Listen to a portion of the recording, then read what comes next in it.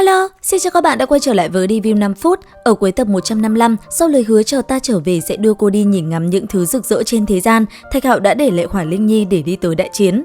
Thời gian qua đi, không lâu sau, Thạch Hạo cùng Đả Thần Thạch đã xuất hiện tại ở phía trước một sơn môn đổ nát, trên đó có khắc hai chữ Côn Môn. Nhìn xuống phía dưới cánh cổng sơn môn, Thạch Hạo thấy một ông lão đang cầm hồ lô đổ rượu xuống miệng và uống những hớp dài. Thời gian có hạn, vừa nhìn thấy vị lão nhân này, Thạch Hạo đã liền bày tỏ với ông ta mình muốn mượn tín vật của môn phái để tham gia đại chiến. Nghe thế, ông lão vừa uống rượu vừa cười nói hỏi lại Thạch Hạo xem anh ấy lấy thứ gì để đối đáp. Và đáp lại, Thạch Hạo nói anh ấy chỉ có 10 cây linh dược mà thôi. Thấy thế, ông lão kia vẫn thờ ơ, hiển nhiên là ông không chấp nhận bởi vì cái giá đó quá bèo, tín vật này của ông giá trị cũng không nhỏ. Tiếp theo, Thạch Hạo lại ra giá một kiện pháp khí cấp thần. Thế nhưng, vị lão nhân kia vẫn không đồng ý, ông ta muốn 3 kiện. Nghe ông ta nói vậy, Thạch Hạo không thèm mặc cả và quay đầu rời đi. Thế nhưng, vị lão nhân kia thấy Thạch Hạo như vậy, ông liền đổi ý. Ngay lập tức, ông ấy liền lấy ra một chiếc thẻ bài cầm nó trên tay. Sau đó, bàn tay vung lên, ông liền ném về phía Thạch Hạo. Thấy thế, Thạch Hạo cũng nhanh chóng chụp lấy và cầm trên tay. Sau đó, anh ấy liền ném kiện pháp khí cấp thần cùng một cuốn công pháp về phía ông lão kia. Bắt lấy nó, ông lão cười rồi lại cho rượu lên miệng và uống tiếp, thanh âm khoái chí nói, lại có thể đổi rượu uống rồi. Nghe vậy, Thạch Hạo không nói gì nữa mà quay đầu, hai cánh khẽ động, anh ấy cùng Đả Thần Thạch liền cùng nhau hướng về phương xa. Không lâu sau, Thạch Hạo đã xuất hiện ở một khoảng sân rộng lớn, nơi đây sáng lên những phù văn kỳ ảo, lấp lánh giữa không trung. Trên đài cao, một người thanh âm vang lên nói, linh giới chỉ có thể dừng lại ở đó một ngày, 1 vạn người được chọn sẽ tiến vào khu không người rộng lớn. Ngồi ở phía dưới, Thạch Hạo chăm chú lắng nghe từng lời dặn dò, còn trên đài cao, sau khi giải thích từng chút một, người kia cũng cho trận chiến bắt đầu. Nhất thời, đạo tràng nơi này sáng lên, từng cánh cửa khổng lồ cũng hiện ra. Nhìn nó, Thạch Hạo có cảm giác đây thật giống như hư thần giới. Còn xung quanh, trong lúc Thạch Hạo đang suy nghĩ thì mọi người đã lần lượt bước vào cánh cửa kia và đi vào trong linh giới. Thấy thế, thân hình Thạch Hạo khẽ động, ngay lập tức, anh ấy liền phóng qua luồng ánh sáng kia và đi vào bên trong.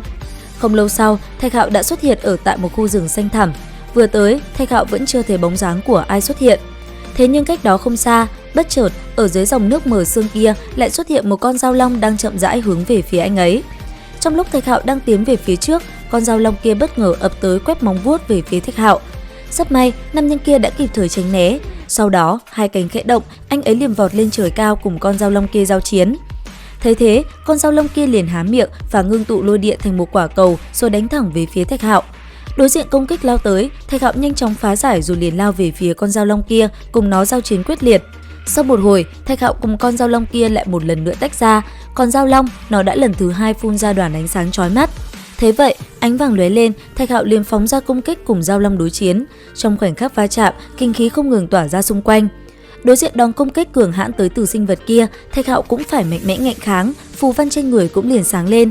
Sau đó, bảo thuật huyễn hóa, một kiện pháp khí trên tay Thạch Hạo cũng liền xuất hiện, đem theo ánh sáng vàng rực rỡ bao phủ khắp nơi này. Cầm kiếm trong tay, Thạch Hạo liền đánh về phía con dao long kia. Thế nhưng bất chợt, con dao long lại hóa hình, một tên sinh linh xuất hiện. Khi bản thể hình người hiện ra, tên kia liền gầm lên hét lớn, rồi hóa thành 3 con dao long gào thét lao về phía Thạch Hạo.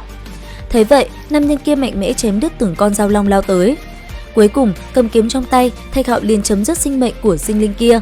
Không lâu sau, tên sinh linh kia liền bị đưa ra bên ngoài. Cùng với hắn ta, những người bỏ mạng bên trong linh giới cũng xuất hiện ở gần đó. Dần dần, số người bỏ mạng ngày càng đông, chứng tỏ cuộc chiến bên trong linh giới là vô cùng quyết liệt. Còn Thạch Hạo, anh ấy rất nhanh cũng tiến lên, cứ hễ có người cản bước, anh ấy cũng liền lấy mạng. Cứ thế, không ai có thể ngáng đường. Không lâu sau, Thạch Hạo đã xuất hiện ở tại một cái tế đàn cổ. Theo như mọi người nói, đây chính là đàn cổ Chí Tôn. Nhìn qua, nơi này bị bao trùm bởi một màu đen tràn ngập khí tức âm tà. Ở trung tâm của nó xuất hiện bóng dáng 2 người, một nam và một nữ. Hướng ánh mắt xuống phía dưới, 2 người kia thanh âm vang lên nói: đời sau tội huyết đứng sang một bên, đời sau đại hung ác độc xuống cuối cho ta. Nghe vậy, ánh mắt Thạch Hạo bất chợt trở nên lạnh lùng. Đám người này lại nhắc đến tội huyết, điều này làm anh ấy lại sôi máu. Còn 2 người kia, nói sau một hồi, đứng giữa tế đàn, cánh tay khẽ động, một cột sáng liền phóng thẳng trời cao, làm nơi đây phát sinh dị tượng. Nhìn cột sáng lơ lửng trên bầu trời, ánh mắt Thạch Hạo chợt biến đổi. Trong lúc đám người kia thi triển, Thạch Hạo đã âm thầm ra tay đánh ra một đạo công kích về phía luồng ánh sáng kia. Đến đây thì hết tập 156 Thế giới hoàn mỹ. Xin chào và hẹn gặp lại các bạn ở những video tiếp theo.